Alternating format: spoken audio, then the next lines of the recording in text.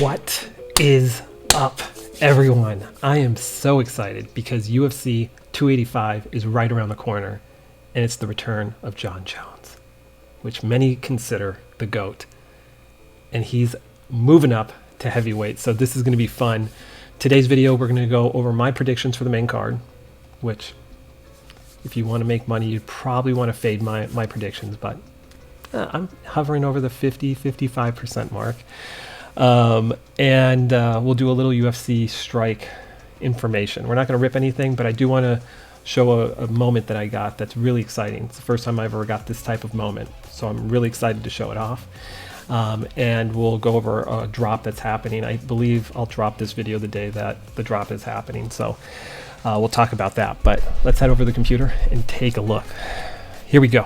UFC 285, headlined by Jon Jones, the return of Jon Jones, and Cyril Gane for the undisputed heavyweight champion of the world. March 4th, 7 p.m. Pacific in Las Vegas, T-Mobile Arena. Oh, it's going to be exciting. Okay, we're going to go over the predictions for the main card. So let's start off with Bo Nickel. We do not have any odds here, but I believe I saw the odds on here. I believe he's the biggest favorite on this card. And it's hovering between a -14, -1600 favorite, which is insane. And he's facing off against Jamie Pickett. So this is Bo Nickel's debut UFC, official UFC fight. And this is crazy. A -1400 to 1600 favorite. Jeez, but it's well earned. It's well earned. He is ridiculous at wrestling, like comes from Penn, just ridiculous top level wrestlers, and wrestlers seem to transition really well into MMA, just because that's his base. And he seems to be picking up the other arts very, very quickly.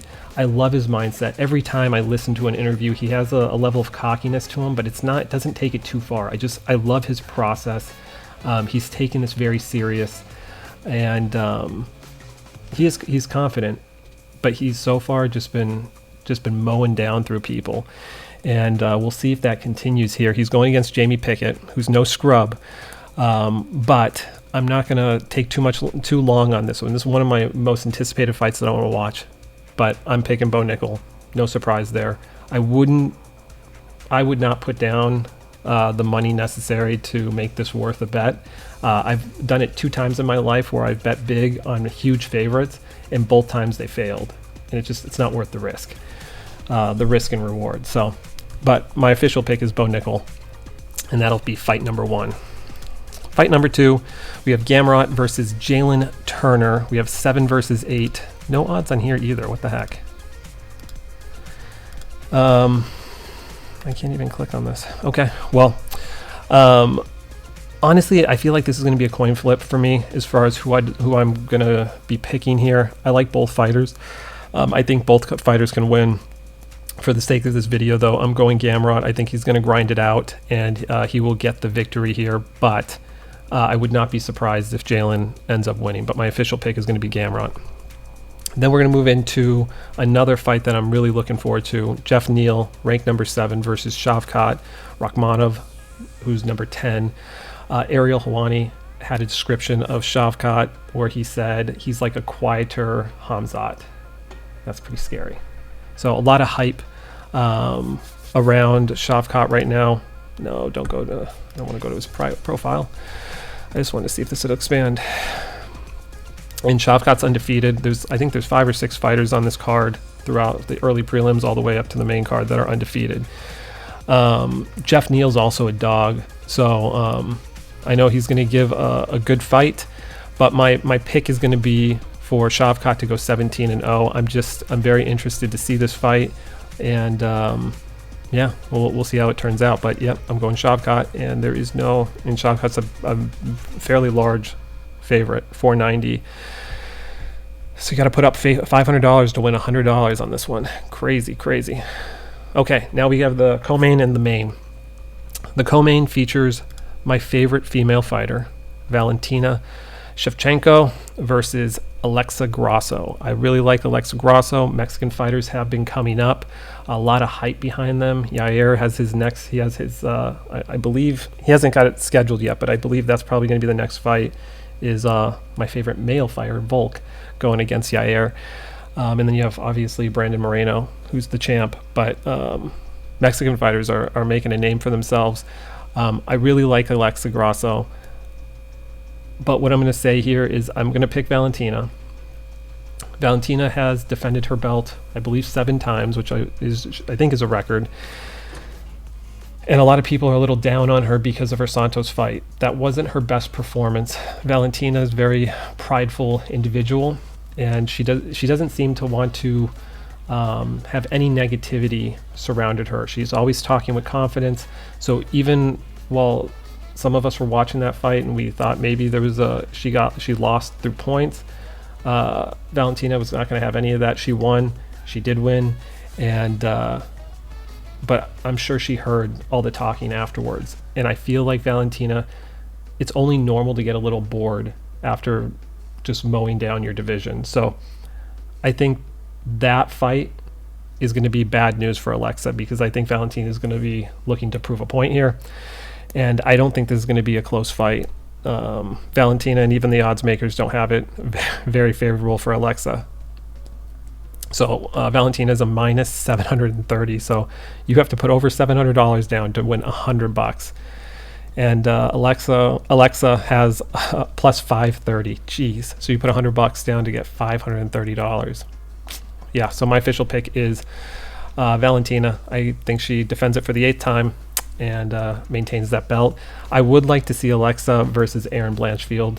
I know Blanchfield's looking to see if she can schedule the winner of this one, which I think she predicts Valentina, but I'd like to see Erin versus Alexa, and then the winner. And I'm thinking Erin has the advantage there, and then she could potentially go to Valentina, but maybe it's even faster than that.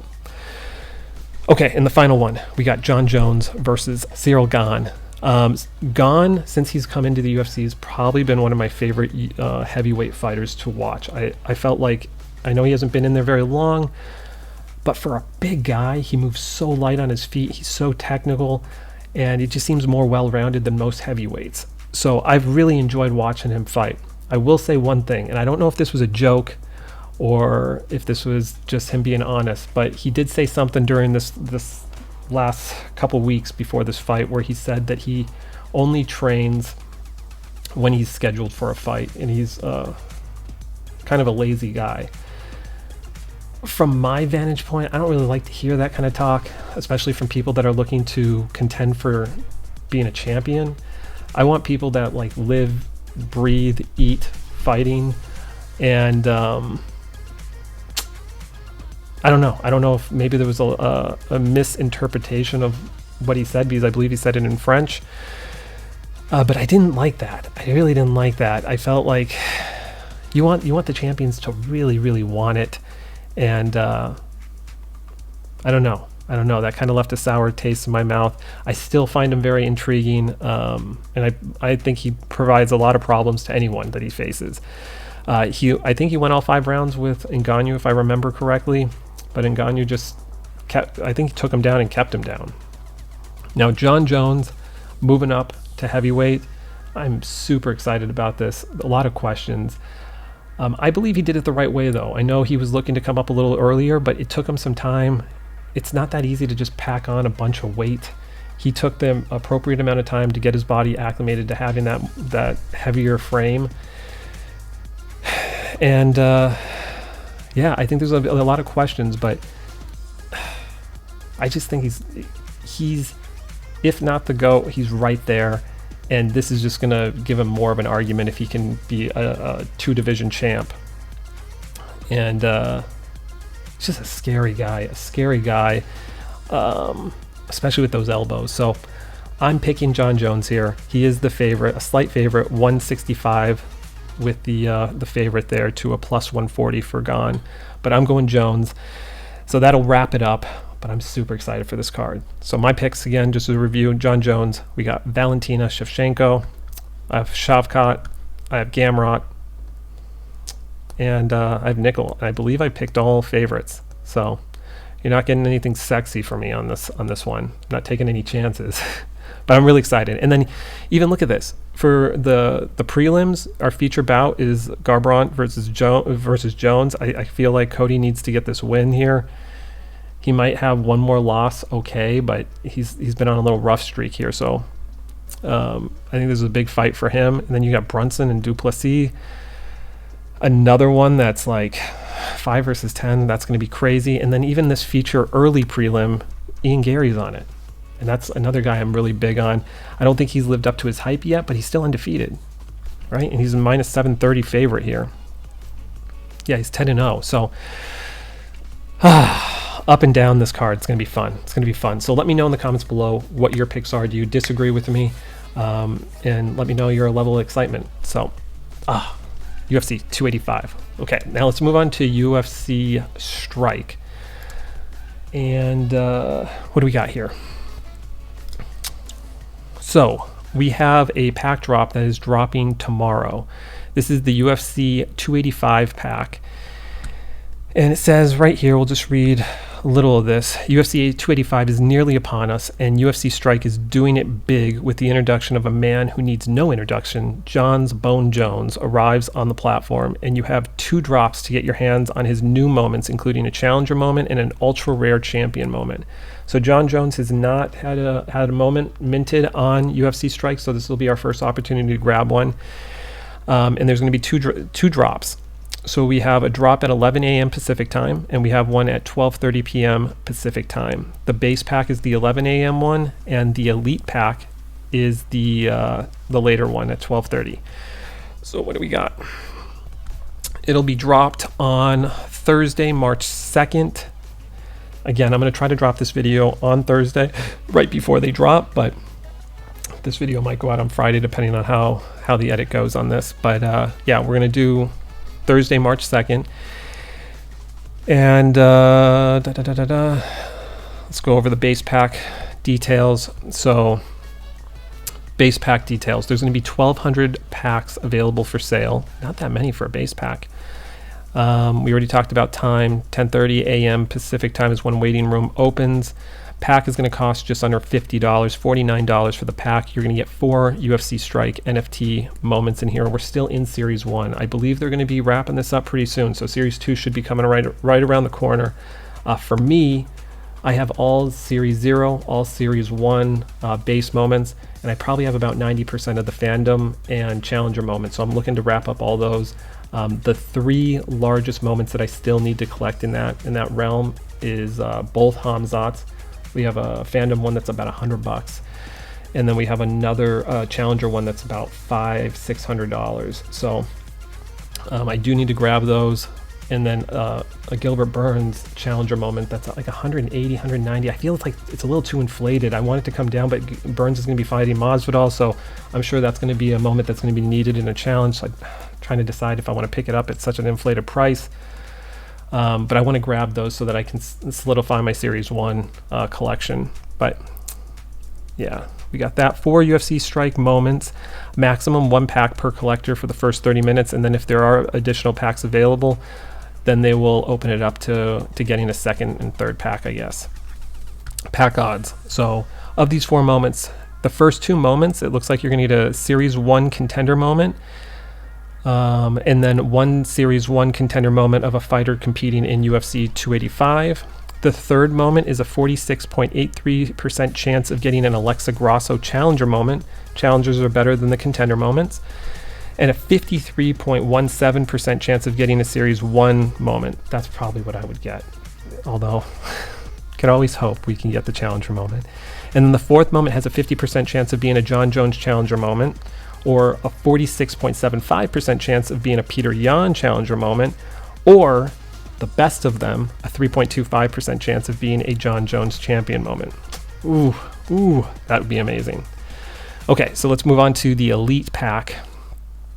The Elite Pack, this is only available for people in UFC Strike that currently hold a champion moment.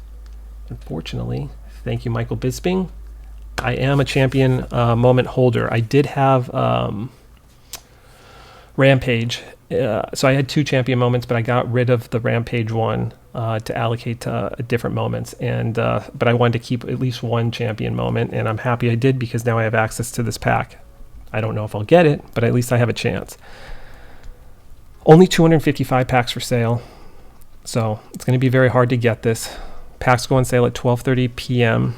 Pacific time. Waiting room opens at 12 p.m. Pack costs $169, so just on $170, and you're going to get 5 moments opposed to 4, including a guaranteed John Jones moment.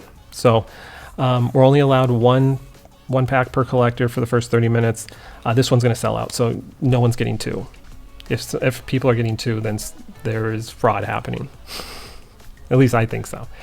And then pack odds. So we're going to get 1 Series 1 contender moment, 1 Series 1 contender moment from a fighter competing in UFC 285, same as the base. We're going to get a 100% chance of getting the Alexa Grasso challenger moment, awesome. 100% chance of getting a Peter Yan challenger moment, awesome. And then our 5th moment is going to be a guaranteed John Jones moment, 84.71% chance of getting the challenger moment, and then a 15.29% chance of getting the champion moment. Now, look at this. So the John Jones is going to be minted, that champion moment. There's only going to be 90 available. 43 are going to be available in the standard pack, the base pack, and then 43 is going to be available in the elite pack. The thing that's weird on this, that's 86. So there's going to be 4 that aren't anywhere. Kind of weird. The John Jones Challenger moment is going to be minted to 950, so it's going to be under the normal, 1,200 or 1199 Challenger moment mint. Same thing with Alexa Grasso, and same thing with Peter Yan. And then we have a bunch of contender moments down here. I believe some of these are already out. A lot of these are already out. I don't know if there's any new ones. I don't know if there's any new base moments. Maybe. I don't know. But that's going to do it on that part. The last thing I wanted to do before we get out of here is I recently received, a few weeks ago, completed challenge. I try to complete as many challenges as I can. And because I have a lot of the base moments, a lot of the contender, a lot of the fandom moments, a lot easier now to complete all these challenges. I got a Brandon Moreno during the Brandon Moreno Figueiredo fight, and I got the Brandon Moreno fandom moment. And I think at that time you couldn't get multiple ones, so I qualified for one. And it was minted to like 650. So Brandon Moreno fandom moment. Now, why is this so special?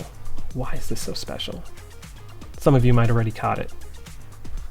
This is the first ever time I have received a Series 1 or a serial number 1 moment. It's amazing. So there's 655 of these minted. I got serial number 1, which if you don't know, having the first one is always the best case scenario, because you can charge a little bit more premium if you wanted to flip it. I'm going to hold it for a little bit. So he's the champion. I feel like he's a good champion, and he's an active fighter. But let's watch the moment so we can all have some fun.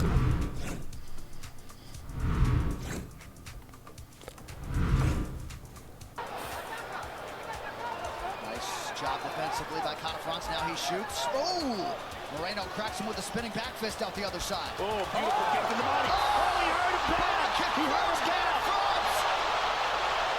Could be the beginning of the end. Brandon Moreno is the UFC. So that's Kai France, and this was a fight that I was looking forward to too. Kai's a really good fighter, and you could see Brandon's face. He was able to get to Brandon, but that liver shot was crazy. It just shut him down. Such a cool moment. So serial number 1. But yeah, that's gonna do it. So yeah, let me know in the comments below what your predictions are for UFC 285. If you're watching this video and UFC 285 has already passed, let me know what your thoughts were on the card, whether you liked it, you didn't like it, anything controversial, and then maybe what do you see the fights matching up to be after these results happen. Let me know also if you're going to be participating in the drop for UFC 285, or if you hit anything crazy. Were you one of the 90 people or the 86 people that got that champion moment? If you did, I'll celebrate with you. And yeah, that's going to do it. So I hope everyone enjoys UFC 285. If you haven't subscribed to this channel, please consider doing so. If you like this video or content like this, do me a favor, give me a thumbs up. And if you are a collector, good luck on your next rip. I'll talk to you all later. Peace.